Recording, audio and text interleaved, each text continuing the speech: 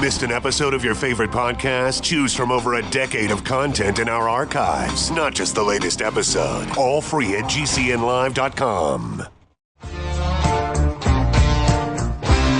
This is your call to action. Get prepared, America.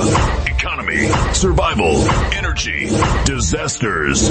This is USAPrepares.com. Informative radio, educational radio. Interact now by emailing instructor@USAPrepares.com or text at 434-390-7953. Class, please take your seats. Now, your instructor, Vincent Finelli. Everyone all set? Cocked, locked, and now set correctly to USA Prepares. Thank you for being with us today. Jason is engineering the broadcast at Genesis Communications Network. I'm Vincent Finelli. Captain John Ragan's with us. Hey, Captain John Ragan. Good morning, Vincent. Hey, good morning, Captain John Ragan. I got a question for you, Captain John. Have you heard of this young guy? He just turned 8 years old. Ryan, and I'll spell his last name, Kaji. He's Asian. Have you heard of this little young guy? He's on YouTube. He is the #1 grossing YouTube uploader in the world. He's 8 years old. Have you heard of this guy? Yeah, I saw the news item on that, and just goes to show what our priorities are in this world, isn't it?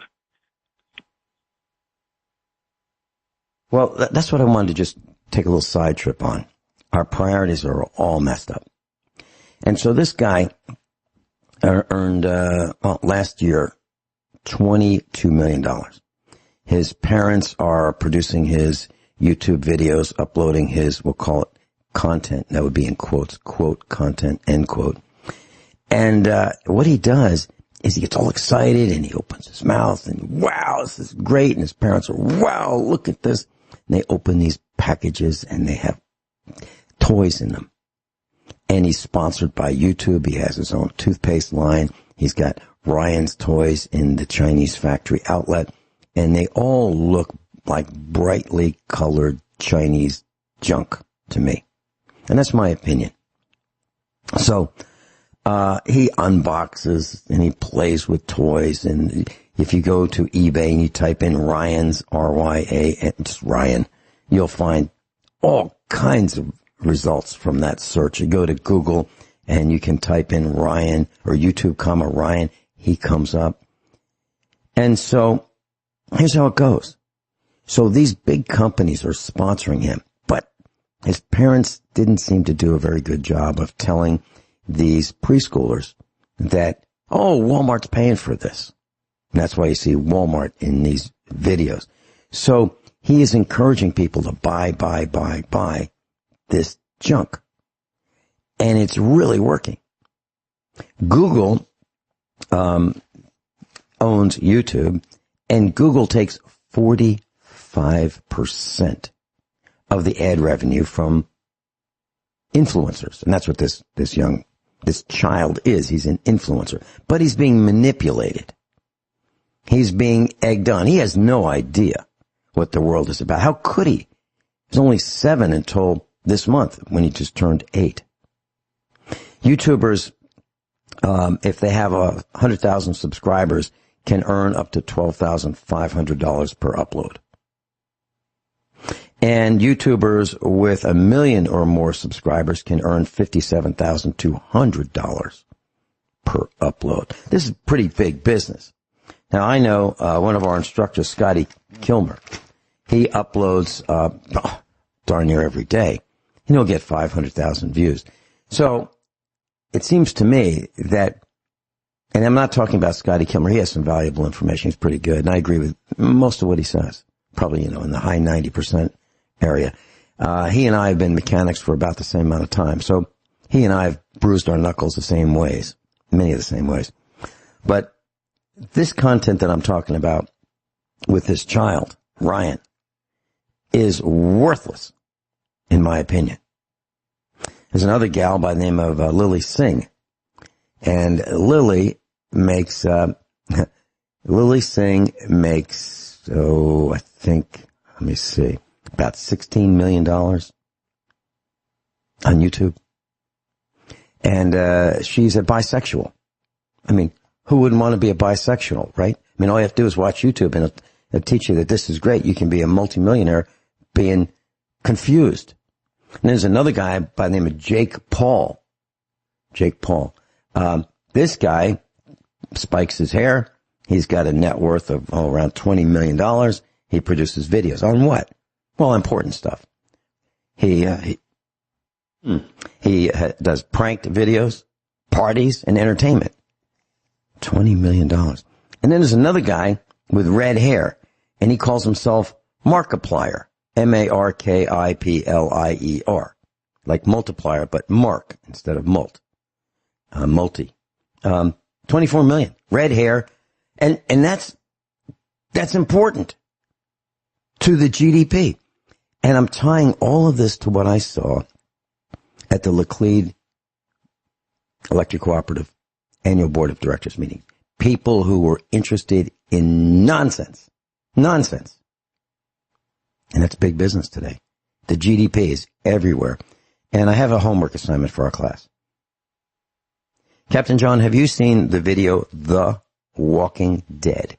It's on Netflix. Have you seen any of those? No, I haven't. Okay. Well, it is these zombies. And please excuse the zombie component of this. But it's about the GDP. So if you just take these zombies and the gore and guts out, these people trying to survive, they'll be like Captain John Ragan and the instructors at USA Prepares, our class, me. Those are trying to survive, desperately trying to survive. What it's like being outnumbered by the stupid, just everywhere you go, these things are the GDP and what it's like. So your homework assignment class, and this is, you'll have to write me an excuse as to why you haven't watched this. Bear with the gore and the guts, okay? Bear with the first few episodes. You're probably going to think I've lost my mind, but the reason is I think it's going to be like this. Please consider doing that, watching The Walking Dead. The title, you'll find out what it really means, and it's accurate. So it might as well be the GDP instead of The Walking Dead. So that was my comment for today, John. Do you have any thoughts about what I said? And what I'm saying is we're surrounded by stupidity and greed. No change in my thoughts. Well, what's even more frustrating is when you try to present something that's really important to the lives of people, their health, their wealth, their freedom, and the reward for that being less than nothing, it gets to be quite frustrating. You're absolutely right. And how many people, I mean, just take smoking, for example. You can see somebody smoking all shriveled up in the face, gasping for air, and you could say, that stuff's going to kill you. As they take another drag on that cancer stick, and they look at you. Yeah, I know. Well, what's the matter with you? And I wanted to mention this other thing. I was doing tractor therapy yesterday, baling hay, and everything was breaking down. I was having just all kinds of problems, serial problems, one after the next after the next. I was covered with straw down my back, sweating, like dripping wet, straw on me. I mean, it was, and it reminded me of Michael Douglas in that movie where he's in 5 lanes of traffic and he looks forward, backward, and he's stuck and just walks away. I forget the name of the movie, but he'd had it. He just had it. And that's what I did yesterday. I just had it with the frustration of everything breaking down, the scorching sun. It was brutal. And I just walked away from, found a flat spot so the baler and the tractor wouldn't roll down the hill, and just walked away and I'm going to go back to it, after the broadcast. But it's getting tougher. And I look at these stupid people, and they have no idea. Red hair, blue hair, stuff in their nose, these antennas in their nose, on their tongues, and they want to help me. They want to serve me. No, I don't even do that anymore. I don't need to go to restaurants. I don't need to see this filth. But we're going down. We are going down, and the big business is in fluff and nonsense. I'm really frustrated, and there's so few of us that get it, John. So few. One more quick question for you, John. If you were to rate your success on getting people prepared, now how long have we been doing this? Over 8 years, right? You and me? Over 8 years. Yeah, and the first time on air was February of 2012. Okay. But that was on air, but we'd known each other, a little before that, right? Okay, so. Right. If you look at your success, I combine it with my success, both of us, the duo, trying to get people to really pay attention. How successful do you think we've been? I'd be hard-pressed to rate it above 0. Now, you're including me, right? Yep. And I'm not taking offense. I am not taking offense, because I agree with you. I absolutely agree with you. And I think one of these days, Joey called me this morning. Joey in Michigan. He hasn't said it yet, but he's getting close. And as I was doing this tractor therapy, these two phrases came to mind over and over and over. And I think they're going to be my two favorite new phrases. One is, what's the matter with you? And the other is, have you lost your mind? And I think those are the two things I'm going to be saying to people I run into. Those two things. And the reason I mentioned Joey is, I think pretty soon he's going to he is going to put his polite aside and say, Vinny, what's the matter with you? Why do you keep doing this? Why do your instructors why do we keep doing this? I think that's coming. And I agree with you. We're batting 0. But we still get up, keep trying. And I don't understand it. I don't understand how people can't help themselves. They won't help their families. They won't help themselves. They go to Disney. They go to restaurants. They eat out. They eat. I mean, when I make a salad and I have a head of lettuce, I peel off the first layer. And our son was watching. Our boys were watching me do this, so I peeled off the first layer of the lettuce because that's where a lot of insecticides are, and I discard that. I don't like throwing things away, but that I do. And I said, now, if you want to eat this, you're going to have to. If you want to eat this outside, these outside leaves of lettuce, you're going to have to go to a restaurant. And they got it. They understood what I meant. Any quick comments, John, before we go into a break? No, we'll just come back in a couple of minutes. Yeah, and you bring us back, please. And I'm going to sit back quietly. This is Captain John Ragan, and if you want to follow along today, you can join us at thefinancialstateoftheunion.com, and I've moved the news tab so that it appears as the home page, so you don't even have to click anywhere on that. And the post for today, Resources for USA Prepares, September 10th. And I start off, can you even remember what life was like 18 years ago today? It was a Monday. And for me, it was pretty much just another work week. And then all of a sudden, on Tuesday, life changed. September 11th, 2001.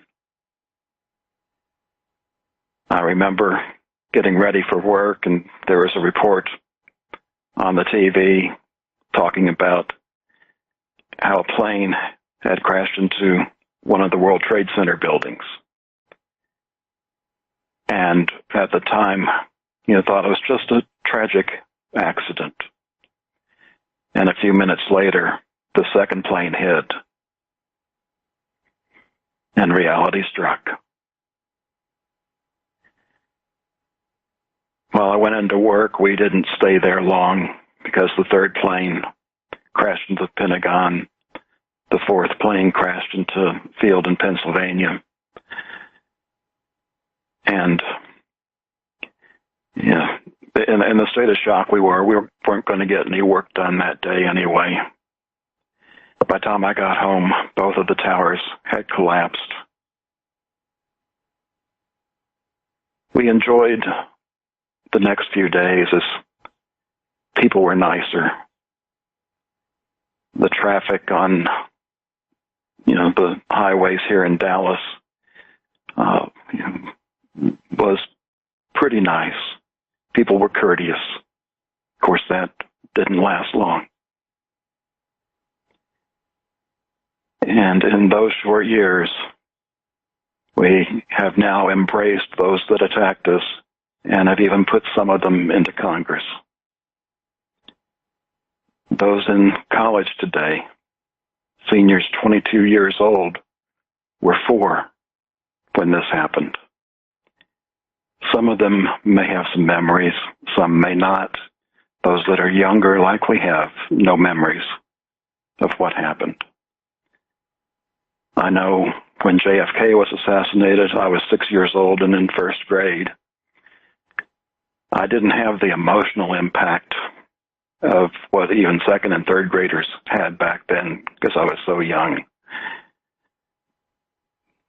But that was kind of the pivotal moment of my youth. And now all these kids know nothing. They've been well indoctrinated, and that type of indoctrination is very tough to counter. That's one of the reasons I'm very pessimistic on our future, because demographics like that do not change much nor quickly. And that will be a part of what we'll pick up in more of the show as I talk about my new advice. Vincent? Well, John, you've done it again. You have brought reality right up front, close and personal, the way you always have as long as I've known you, in person, at the farmhouse, wherever we are together, and on the radio. You've done it, and I mean that positively. It's a compliment, class, for John Ragan. He thinks way, way, way outside the box. He connects the dots, and he's absolutely right. And what I've been saying for a couple of years now about the GDP, people are starting to use that term GDP to mean something other than gross domestic product. They're using it to mean generally dumb public. And we've forgotten. We don't pay attention. We don't learn. We don't communicate. I don't mean us. I mean people in general. We don't have dinner together. We don't have lunch together. We don't have breakfast together. We all do our own things. And too many people will sit at the table with their cell phones and they won't pay attention to the people at the table with them. So here you have it. What's the matter with you? What's the matter with you? Have you lost your mind? You need to start acting like adults. At those of you who are 35, start acting like an adult. I'm not talking to our class. We'll be right back. I'm delighted to be broadcasting with my dear friend, Captain John Ragan, U.S. Air Force Reserves, retired. Just a little bit of housekeeping, and then Joe in Arkansas. He'll be up next.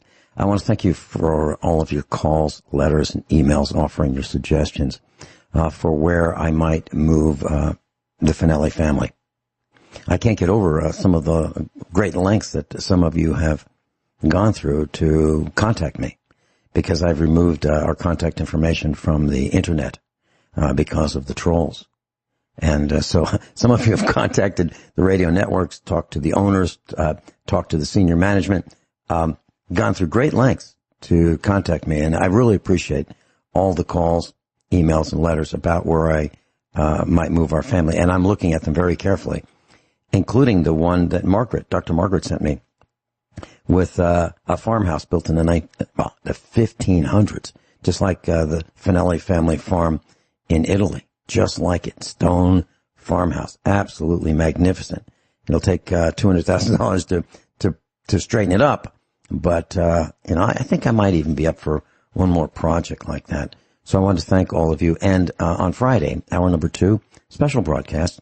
It'll just be me and our detractors.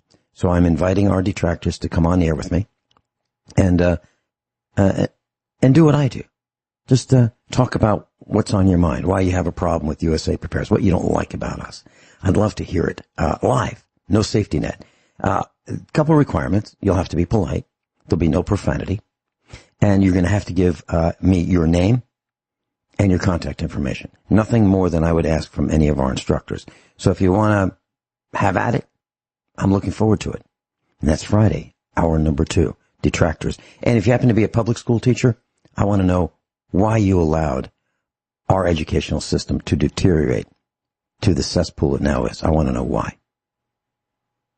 So those are thoughts for Friday, hour number 2. Joe in Arkansas, welcome.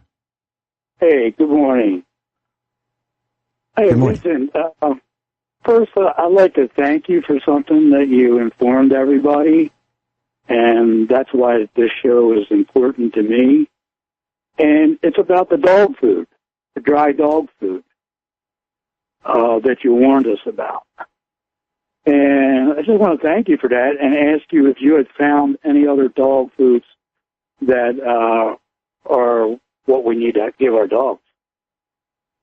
All right. What I'm doing right now is Diamond Naturals lamb and rice. It's a green bag. Now, we feed our dogs dog food specially designed for large breeds. And Thomas Jefferson, who understands his name as TJ, is a little over 200 pounds. He's an English Mastiff. He's a really large dog. So he needs to have glucosamine and chondroitin and some other supplements. So we give him that, and that's what we feed all of our dogs, even the Heinz 57s who've adopted us as their family. So they all get the same thing, and it's expensive. Let me just very briefly tell you how I do it. Diamond has increased the price. It keeps going up and up and up. It used to be around $30. Now it's close to $40 a bag. So what we do is we find the lowest price, and we document it, and we buy one bag. Then we go to another place, and we get a senior citizen discount of 5%. And we buy another bag there because they price match. And they have a sale, okay? So we buy it at the lowest price. Then they have a sale with, let's say $4 or $5 off. Then they have the 5% off, and then we buy a bag there because they price matched it, plus we get the additional discounts. Then we take it to Menards, which offers 11% off, and they price match. So we get it down, and we'll end up saving, and we'll buy 10 bags, $400 worth, and we'll save maybe $135. That's how to do it. You with me? Yeah, well, you need to know. I mean, I've told other people. I went to the health food store, talked to the owner there, and they're all looking into it because we look at the ingredients on the bags of the other food, and it's got canola in it. Yeah, it's tough. It's really, really tough, and it's killing our dogs. And the problem is, if you give your dogs, your family, meat that is like the hindquarters of the cow, that's like the number one injection site. That's number one. So that's where the concentration of injectables is in the cow. And so you're eating that, and the tissue's damaged. Your animals are eating that. And then the fat. All of these toxins seem to accumulate in the fat. And then what do we give our animals? Fat. You know, I know we're a little off topic on this, but there's a place in Missouri, maybe 50 miles from here. And it's like an empty warehouse. They wanted me to build a business in there, and I decided no, I wasn't going to do it. They have this concrete floor in this steel frame building, steel skinned. And they take all of this food, we'll call it food, that's in quotes, snacks, and they dump it on the floor. They open these packages of stale potato chips, Pringles, whatever. They just dump it out, they scoop it up, and that goes into dog food. Rancid oils, preservatives, words you can't even pronounce in the ingredients. Captain John Ragan, do you have any comments on this? It's the nice thing about working with animals is you don't have the placebo effect. So with food and medication, vaccines, things like that, the effects you see are what they are. There's no psychology involved. Mm-hmm. And the poisons that are coming into our bodies, the WHO has already proclaimed glyphosate to be a known carcinogen for dogs and a probable carcinogen for humans. Mm-hmm. That and medications, especially antibiotics, are destroying our gut microbiome, which has so many effects on our body. We knew about the immune system years ago, but we're getting more and more news out now how it affects our mental health. So I've seen things from depression to Parkinson's, all related to our gut health. And we look at what happened in the past, and I think the biggest thing, and it would take a lot of work to try and, we could probably statistically show the correlation. The causation is, a little trickier.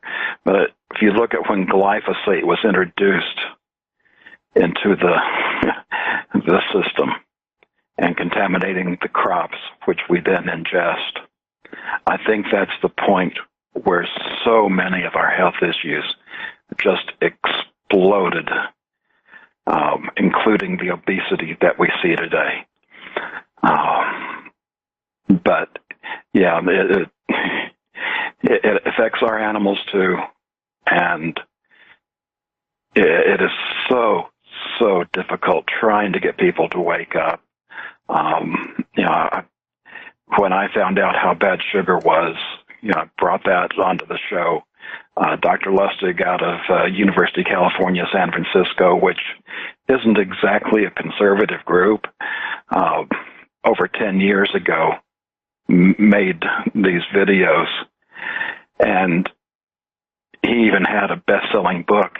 And you still can't get doctors to understand how toxic sugar is. The gut microbiome is, probably even more important than that. And doctors are further behind on understanding that than sugar.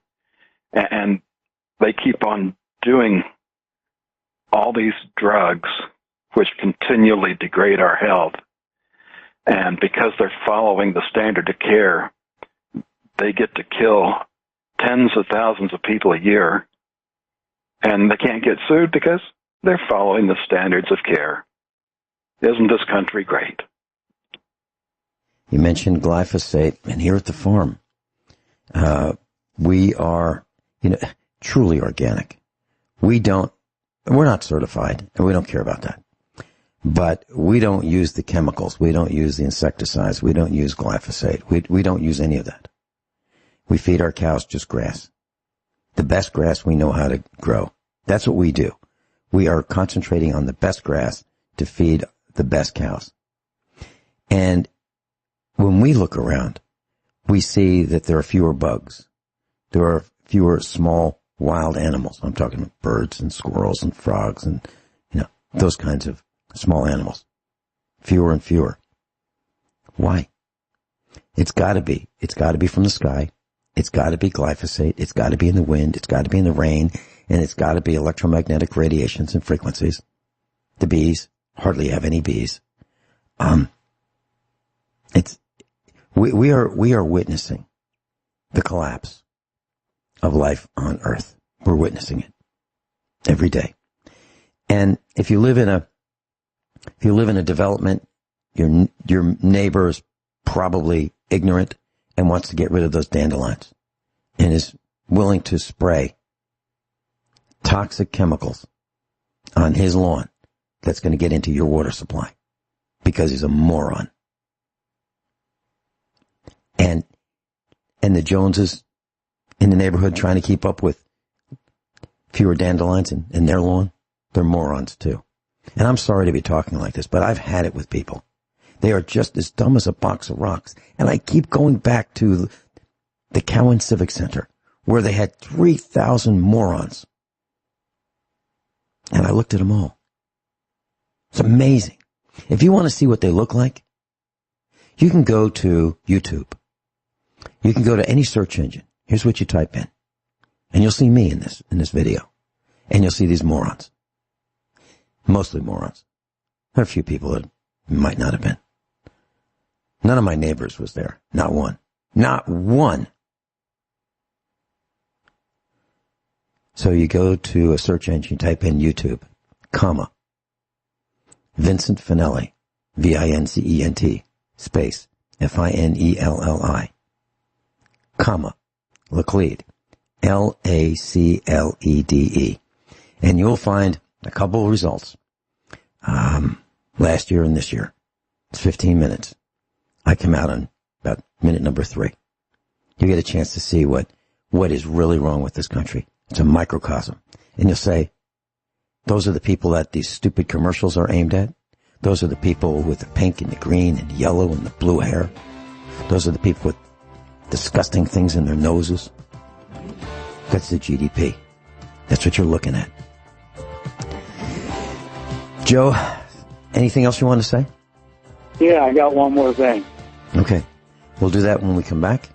Please stay on the line. Captain John Ragan's with us, and then we're going to get back into the meat of today's broadcast.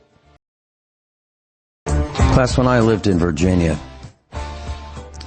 I wrote a letter to the editor, and I said, town fathers wanted to put a prison right in the center of our town. Yeah, it's a town of 500 people.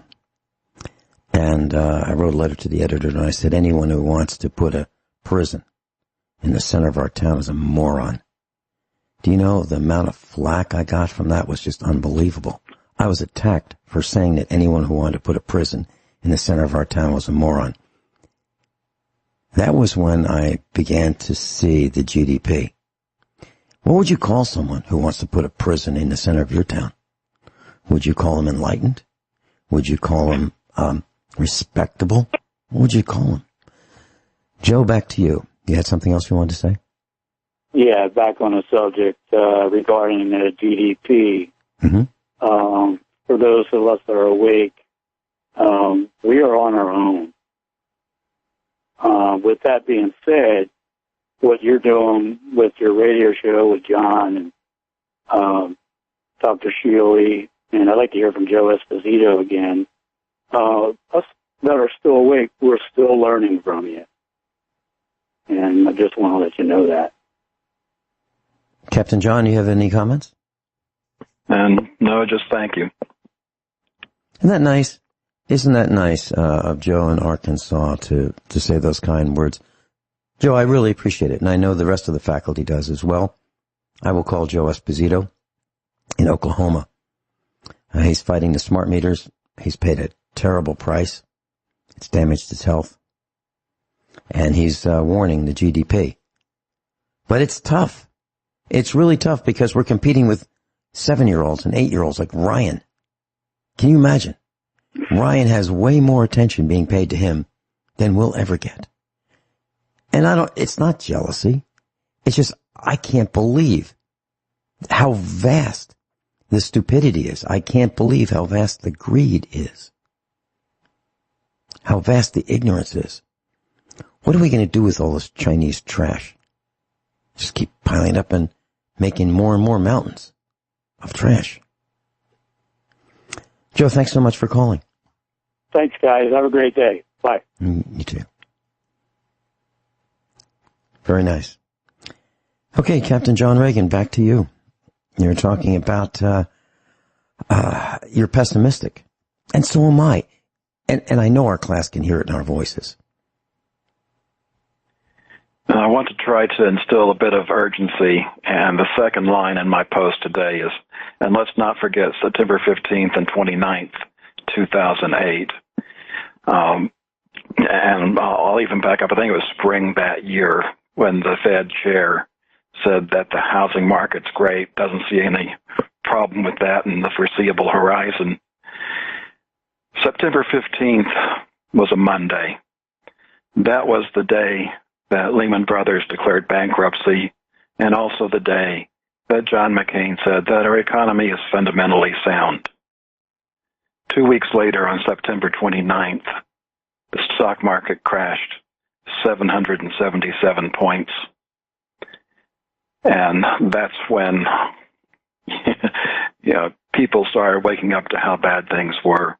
At the time, that was the largest one-day drop.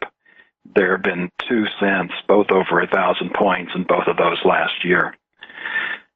But I remember in that aftermath, I was working for the electric company here in downtown Dallas, and a coworker of mine put the phone down. She kind of looked in my direction, and I'm not sure if she was talking to me or just talking to herself. But she made the comment that she just lost half her 401k. And what's coming is going to be worse than that. And I just want to point out we're hearing the same rhetoric. The economy is great. The Fed chair doesn't see a recession.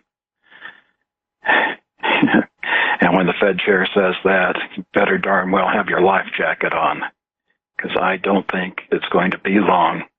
And this time it's going to be worse. And like I've been saying for years, this is the one we don't get up from. And that's for a number of reasons, including the debt and the promises that have been made. And when we come back next hour, we'll be talking about relocating. Vincent? That sounds great. And, there are many, many quotes of the first Great Depression, not the one that we're in right now, but the first Great Depression. And I believe we're in a depression right now. It's just we can't see it. Prices, we have inflation and deflation happening at the same time. We have stagflation. We have people who can't get jobs, or they need 2 or 3 part-time jobs just to almost hold on. If you look at spending right now, it's like all of these companies are trying to get your money, and that money is in quotes. If I search on something on eBay, I keep getting emails. Hey, you can get this. It's not too late. You can still get it. People, and then they sell at discounts from the previous price. What's happening is eBay is trying to get that last dollar. Amazon's trying to get that last dollar. Walmart's trying to get that last dollar from you. It's that bad. So pay attention to what's happening and plan your escape route. We've been telling you for over 8 years. Get out of Dodge. Get out of Dodge. Buy a farm. We'll be back after top of the hour commercials and news. Captain John Ragan's with us. And class, I've been talking about the first Great Depression. That was on October 29th, 1929. Now remember that. October 29th, 1929. And here's some great quotes. Quote, "We will not have any more crashes in our time." John Maynard Keynes, 1927. "There will be no interruption in our permanent prosperity." Myron E. Forbes, president of Pierce Arrow Motor Car, 1928.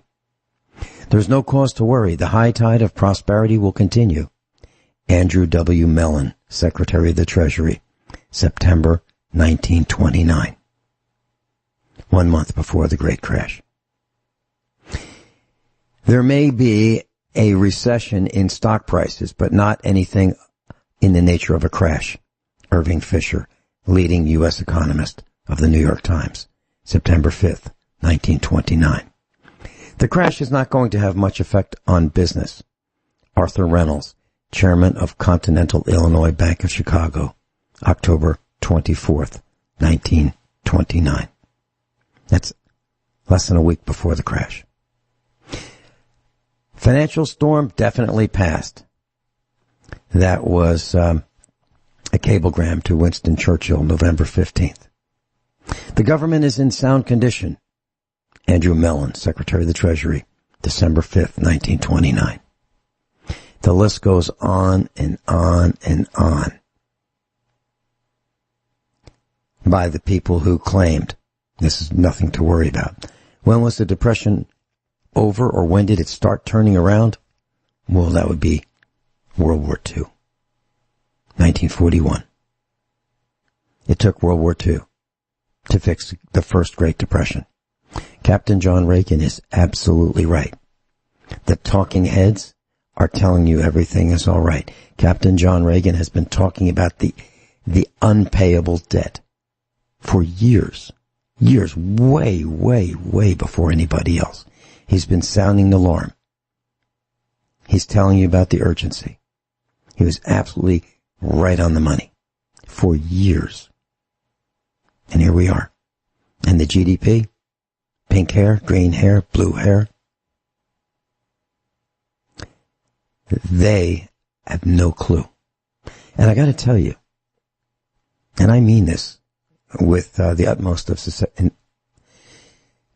sincerity, when I see these pink, blue, green-haired people tattooed up and down their arms, neck, chest, and they need my help, and they've got antennas in their nose, face, tongue, I'm going to keep going.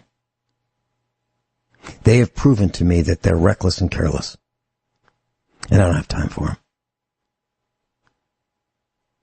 Consider what I just said. I really mean it. Captain John Ragan, back to you.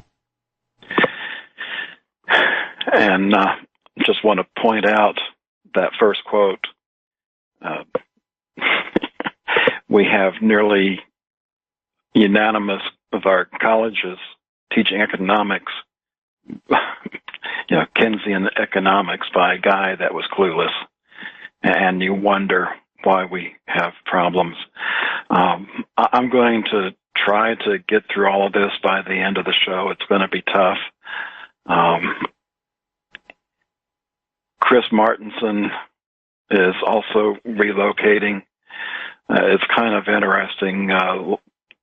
Back in July when I was on, he posted on July the 19th, we've arrived at the end of the road. And I believe that was just after I talked about the financial end of the road. If you're not familiar with Chris Martenson, he has a channel on YouTube. His website's peakprosperity.com.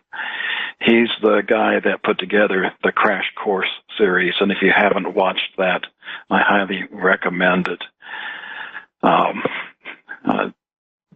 just make the quick side trip because we talked about this a little bit the first hour, how crazy things are.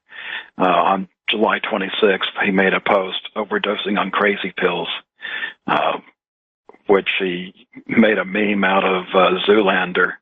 I feel like I'm taking crazy pills. And it's one of those things, like you say, we're going nuts because of the people that aren't going nuts because they think everything is okay.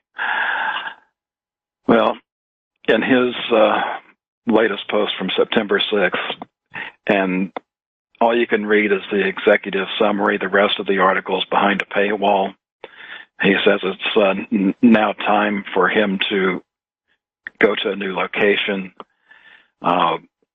His top priorities: more land, or more robust local community that shares his passion for resilience, and state government that has greater respect for the individual and personal liberty.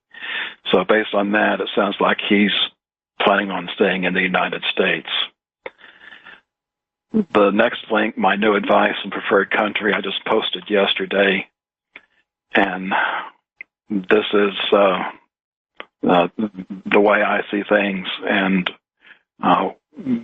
where I think one of the best locations to go to is when I published the Financial State of the Union, and that was in November of 2013. My advice at that point was to prepare for a grid down situation. In the years since, just understanding you need a group of people to be able to do that. And even if you get that group, much like the Amish have with their communities, you now have the problem, which Matt Stein told us about. It's that grid down situation also means hundreds of Chernobyls going off at the same time. It's a very, very difficult problem to attempt to overcome.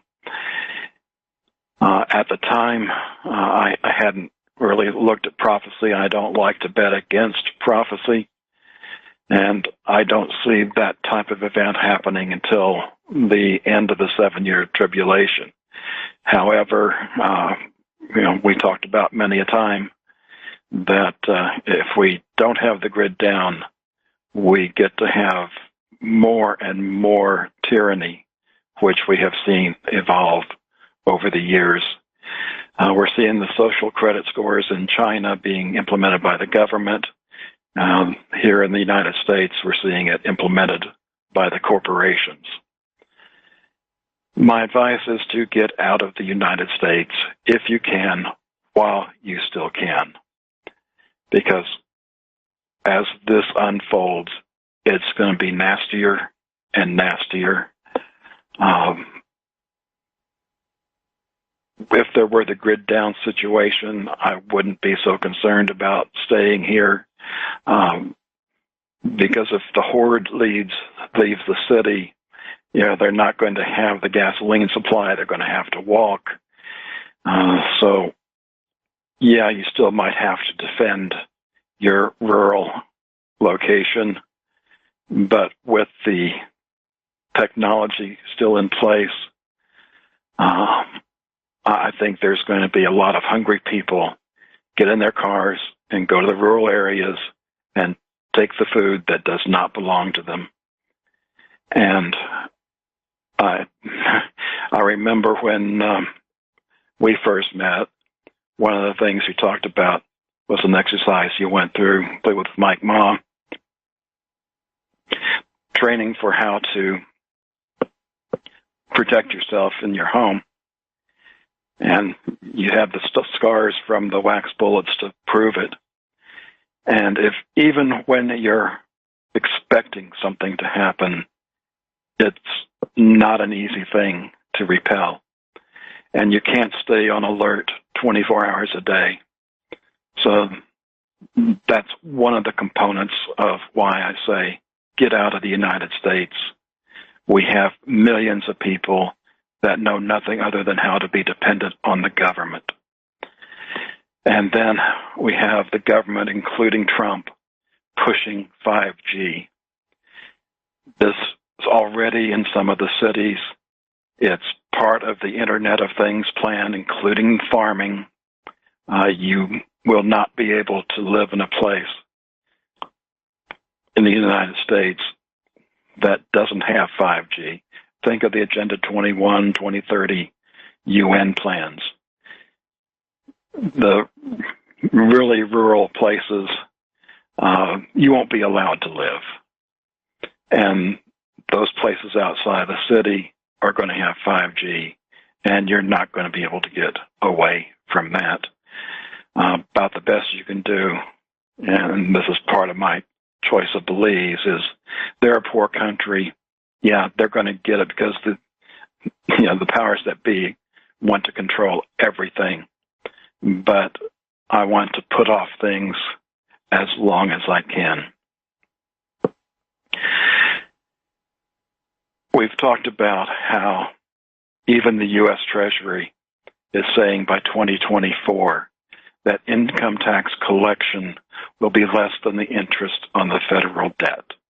There's also the payroll taxes that mostly pay for the Social Security and Medicare programs, but right around the corner is a time when the government can't afford anything besides the debt and most of the Social Security and Medicare programs.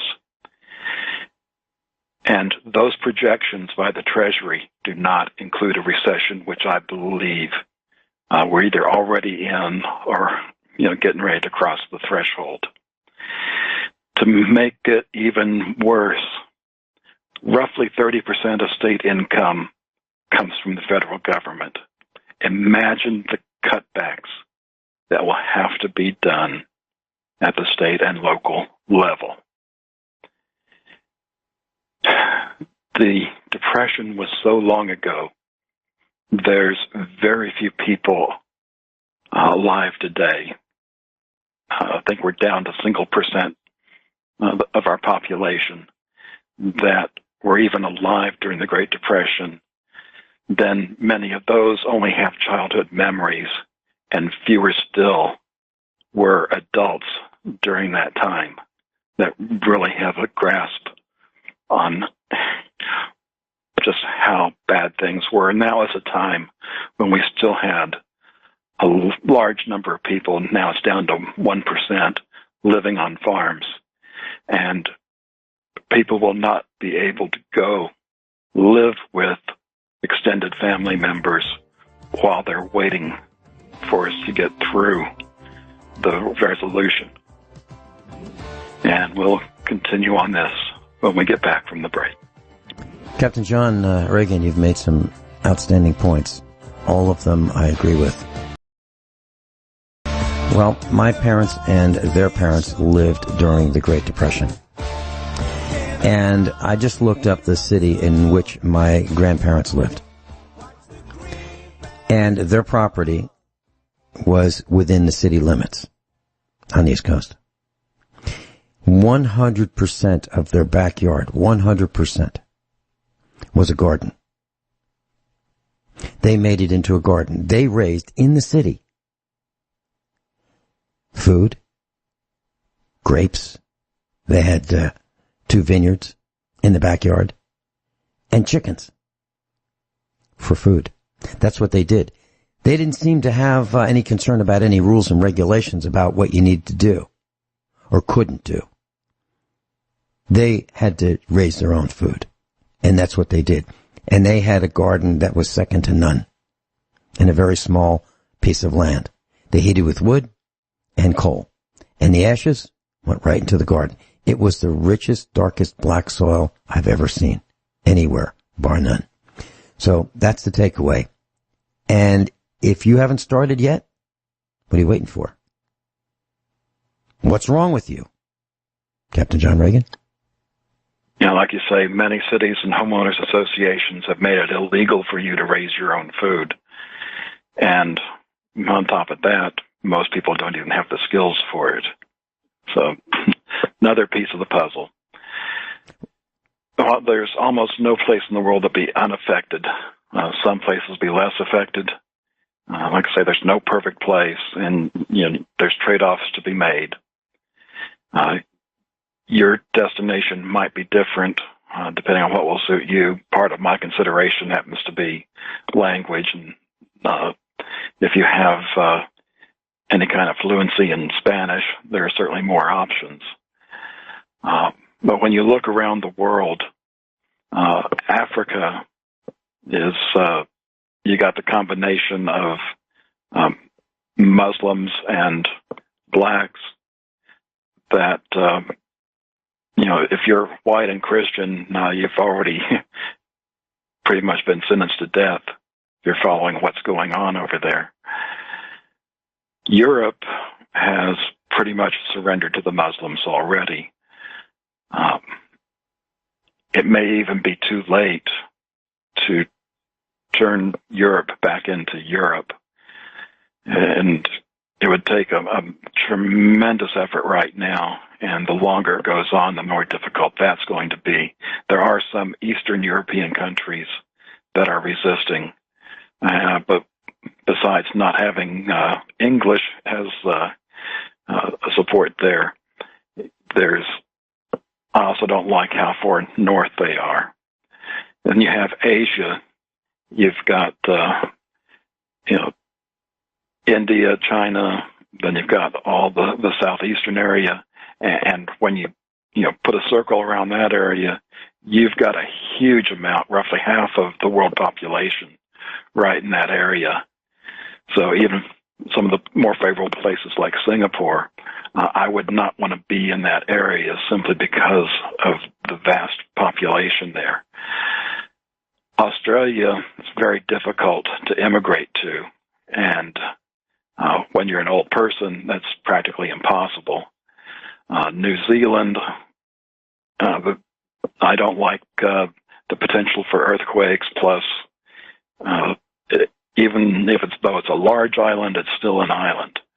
So that leaves the America. The United States have said it's going to be nasty. Canada, same thing. So you look at the rest of the Americas, with the exception of Brazil, which probably isn't a great location, which speaks Portuguese. Most of the rest is, with the exception of Belize, you're talking about some form of Spanish.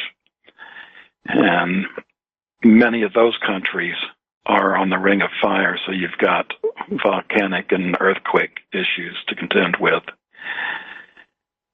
So one of the things I like about Belize is it's a poor country. I think the GDP per person is like $5,000 or $6,000 a year, about a tenth of what it is here in the United States.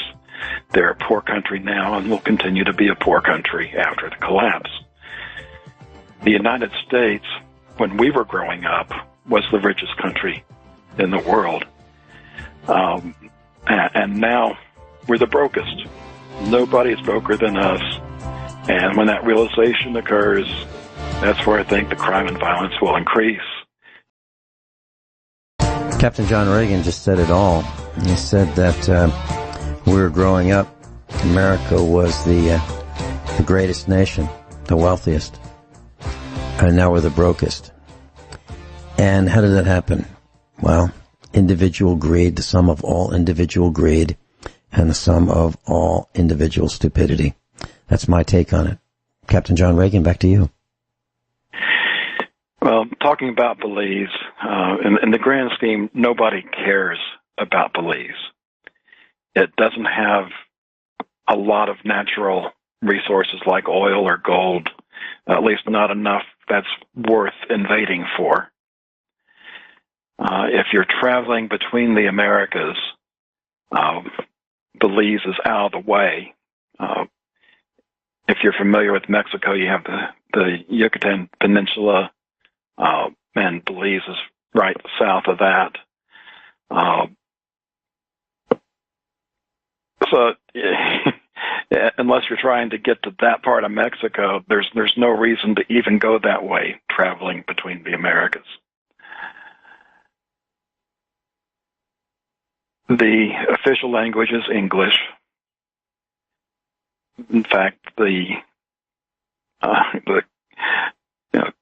Queen of the UK is also Queen of Belize.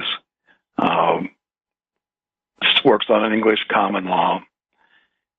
Any legal and medical dealings you have would be in English. So for those of us that, my brain just doesn't work languages, so Spanish, no matter how hard I try, would be off limits for me. So this is ideal. There are some limitations there versus what we have in the United States. You can still have a small firearm, but you have to be licensed for it. On the negative side, it is hot. It's typically in the 80s year-round on the coast. Here in Dallas, there's a lot of the summer. We'd love to have that. We kind of get glad when it gets down into the 90s sometimes. The interior be a little bit cooler on the coast. You also have more humidity, also typically in the 80%, which is about 10 points higher than Houston and Southeast Texas, where I grew up. So heat index might match a little bit of what we experience here. On the plus side, in the winter, it's slightly cooler, but there's also no need for heating or heating bills, which I think are going to become outrageous, especially as the Democrats get more control. And they're going to want your house to be hot in the summer and cold in the winter. The part of Belize that I'm focused on is Ambergris Caye. And a lot of my decision there has to do with health. Being subtropical, you can get good sunshine year-round, whereas in the wintertime here in the United States, it's very difficult to find a location where you can get enough sun to produce your own vitamin D. So to be able to get vitamin D without supplementation, and there's other benefits to full-spectrum sun year-round, that'd be great. Transportation on the Caye, they're spelled C-A-Y-E. It's pronounced Key. There's no cars. It's golf cart, bike, or walking. And we're looking at getting three-wheel cargo bikes so that we can, travel and get our groceries and head back. One of the pluses is you won't find the American fast food restaurants in Belize. You can find some American processed food in the grocery stores, but it will cost you about 3 or 4 times what it does here. And you're better off not eating them anyway, but you've got the cost of transportation plus one of the big ways that the government raises its money is through tariffs. So the tariffs on these foods is what helps drive that up. However, fresh fruits, vegetables, and seafood are available year-round, and I'm really looking forward to that.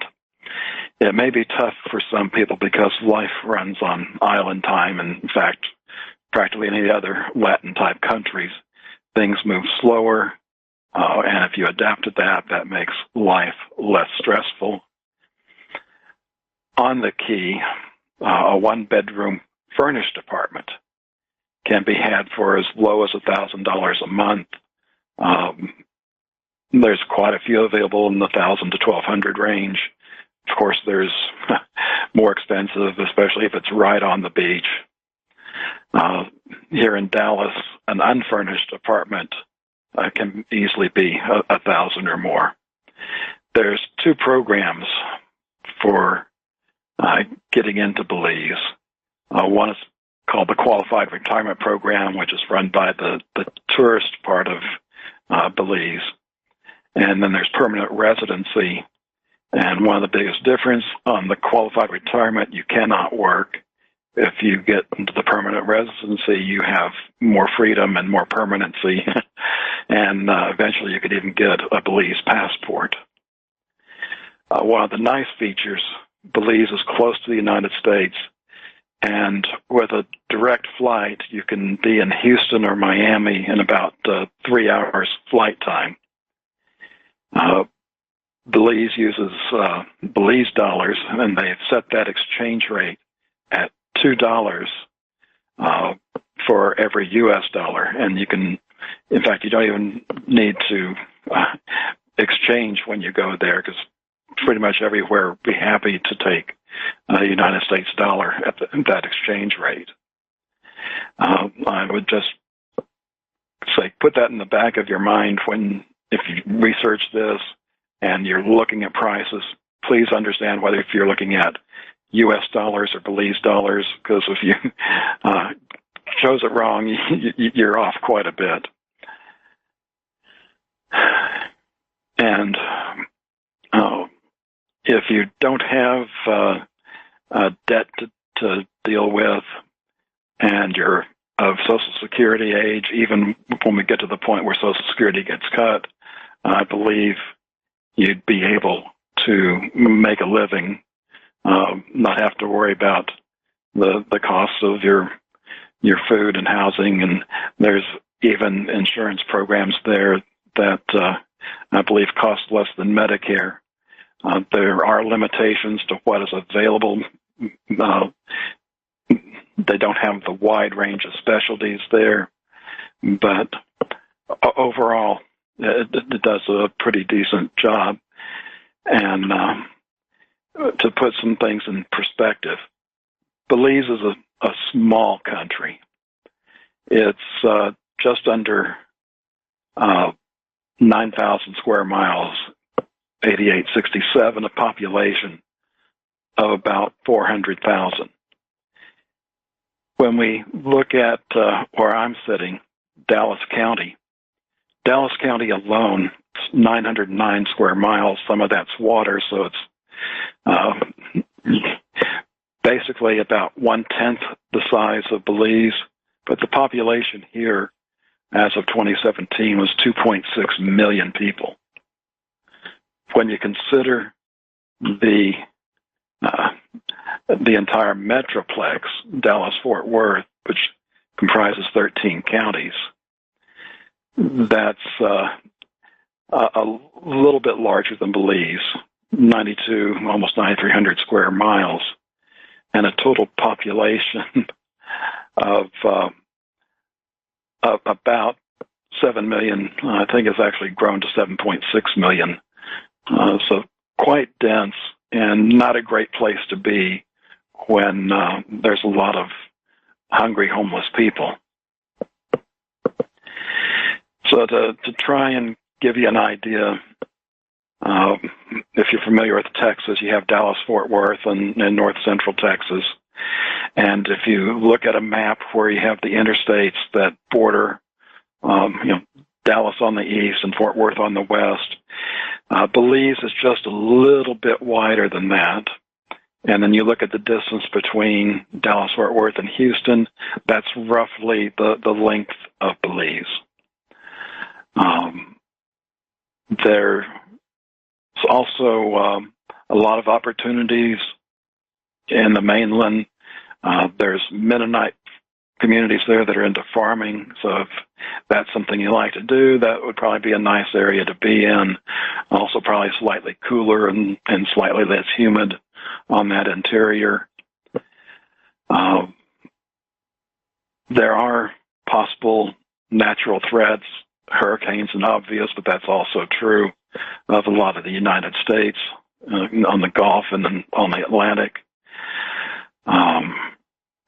But you can also build houses that are hurricane resistant.